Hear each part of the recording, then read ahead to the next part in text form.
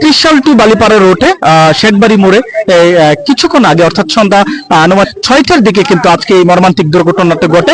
একটি সিএনজি বিশেষ করে বালিপাড়ার দিকে যাচ্ছিল, আর বিপরীতমুখী একটা কোস্টার অর্থাৎ ত্রিশালের দিকে যাচ্ছিল একটা কোস্টার, সেখানে তারা বিপরীতমুখী সিএনজি এবং কোস্টারের সঙ্গে কিন্তু সংঘর্ষ হয় এবং সংঘর্ষস্থলে কিন্তু ঘটনাস্থলে কিন্তু দুজন মারা যায়। আমরা এখানে একজনের লাশ দেখতে পাচ্ছি, আরেকজন হসপিটালের পথে কিন্তু মারা গিয়েছে।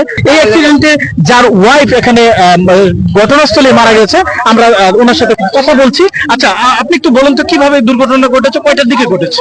দুর্ঘটনা তো অনেক উঠলো ভাই। আচ্ছা আচ্ছা, কিভাবে? আমার বউ মারা গেছে। কিভাবে? ক্যাম্পে অ্যাক্সিডেন্ট হয়েছে। কার সাথে অ্যাক্সিডেন্ট কি বাসের লাগে গেছে নাকি আমার হয়েছে ভাই, আমি এটা কোথাও না।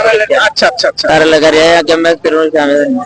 আচ্ছা, আপনারা কোথায় যাচ্ছিলেন? আমরা যাচ্ছি গোরগোড়া মাস্টার থেকে আইছি ত্রিশাল থেকে অনেক উঠছি যায় হলো কানারামপুর থেকে ঈশ্বরগঞ্জ যাবো।